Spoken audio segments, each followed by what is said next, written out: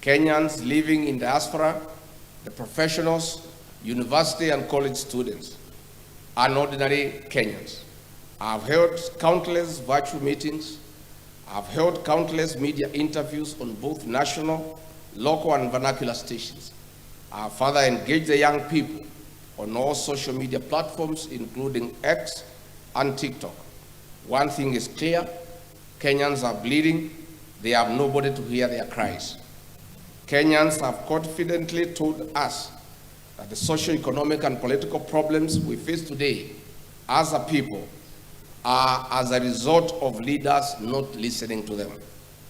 Kenyans have told us that they want to actively participate in the leadership and governance of their country. Kenyans have boldly told us that they have solutions to the problems we face today. Kenyans have told us that their aspirations and their hope as a people, united under one nation, is under serious threat. Kenyans have told us that the future of this great nation lies not only in the hands of the Gen Zs and the millennials, but also in their potential that remains greatly untapped. They are knowledgeable, they are creative, and they are harmless, patriotic sons and daughters of our nation, whose one of their major demands is to be listened to and included in leadership. That is why today, among the top officials we unveil here, we have many of them who are millennials and Gen Zs to lead our party. Like-minded Kenyans have spoken to us and told us that they are tired of corruption. They are tired of abductions and extrajudicial killings. They are tired of state capture. They are tired of organized and state crime and violence. Kenyans have told us that they need a peaceful nation where the rule of law is respected, where education system is working, and where health care is not a privilege but a right. Kenyans have told us that they need a nation that is respected at the international forum. Kenyans have told us that they want to be listened to. My fellow countrymen, our nation needs a restoration of dignity in the spirit of the unfinished business of multi-party democracy. Our sense of duty to patriotism and nationhood towards a new Kenya, where every citizen is listened to, has come. My countrymen, it is time to provide a conducive environment for peace, justice, and speedy restoration of development, respect for the rule of law and human rights. It is time for liberation of our beloved country. It is time for our nation to take off socially, economically, and politically. History will be kind to us for taking a bold move to listening to each other. Kenyans have told us boldly to form a political party that will form an inclusive and a listening government, a government for the people, by the people. Consequently, we took the challenge to a cause that many Kenyans believe in. I made a promise to you that in the month of May 2025, I would unveil a new political party whose philosophy resonates with you. As you all know, I'm a truthful man and an honest man. I keep my word and my promises. I detest lies, and that is why I disagreed with the liar number one. We finally have a political party that belongs to all of us, where every Kenyan is treated equally. Our new party is Democracy for the Citizens Party. Our party slogan is Sikiza wa Kenya. But if Kenyans want, they can always interchange it with Sikiza ground. Our party symbol is a listening ear. So, tukisema DCP, unasema Sikiza ground? DCP? DCP?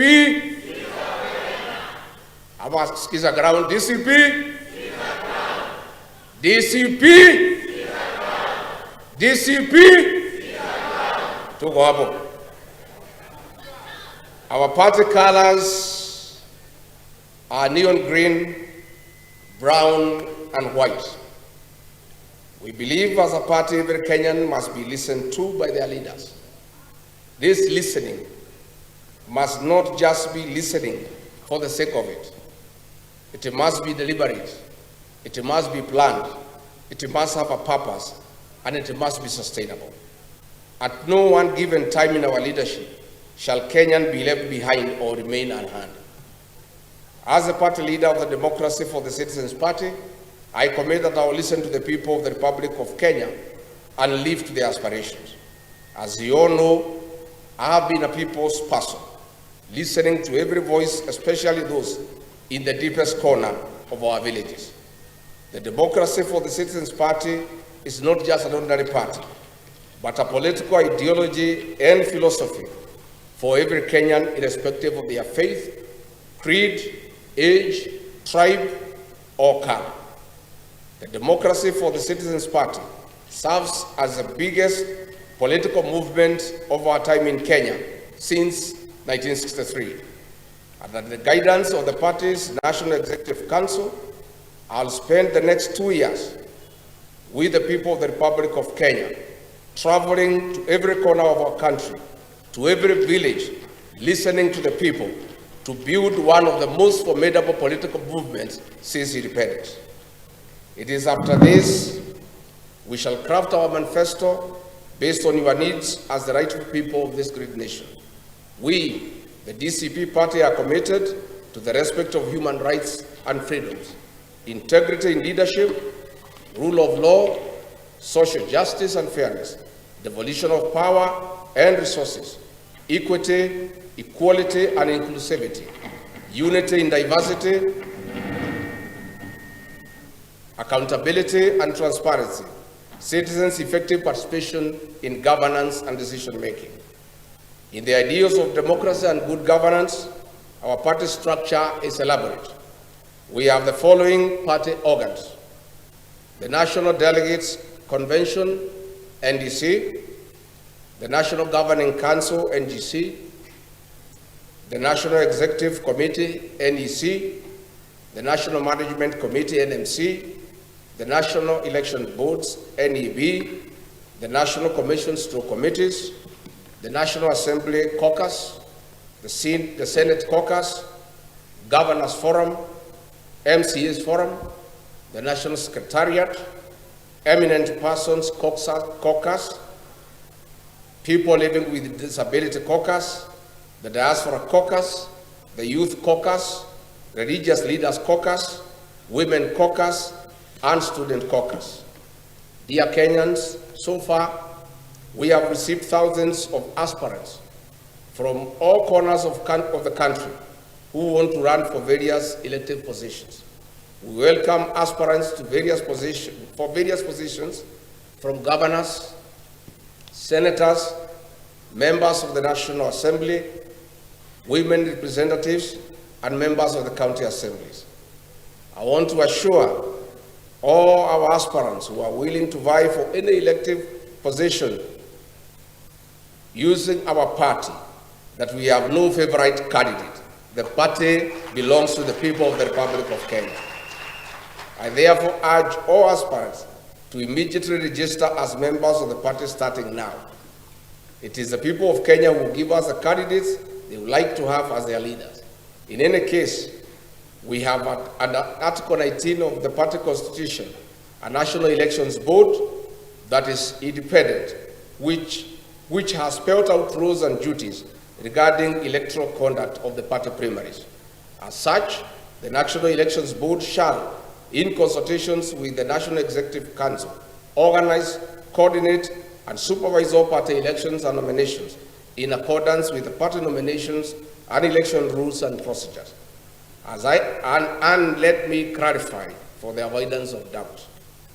This party has no favorite candidate. This party has no provision for direct nomination. This party believes in let the people decide. And let me confirm also to the avoidance of doubt.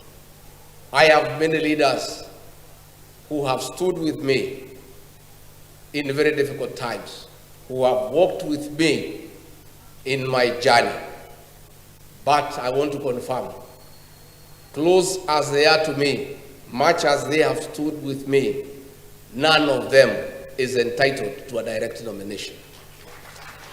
So I want to encourage everybody to be prepared to face each other in the party primaries. As I conclude, allow me to thank every Kenyan who believes in the call for patriotism, every Kenyan who believes that we, the people, deserve better every day, that we, the people, need to be respected, that we deserve better services, and that our taxes must count. My dear countrymen, my people, the great people of the Republic of Kenya, the future of our nation remains promising. We'll stop at nothing as a people towards a better Kenya. I must, however, caution that those who think they can mess around with our country. Our message is clear. The people of Kenya have unfinished business with you. We have a date with you in August 2027. Finally, I wish to announce that the National Executive Council of the Democracy for the Citizens Party met on 5th of May 2025, and in accordance with the party constitution, Article 16(2), subsection 2, appointed the following interim party officials whose names have already been submitted to the Office of the Registrar of Political Parties for gazettement.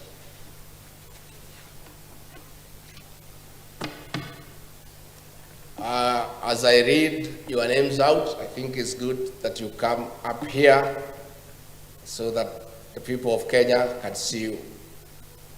The Honorable Senator Cleophas Marara from Kakamega County.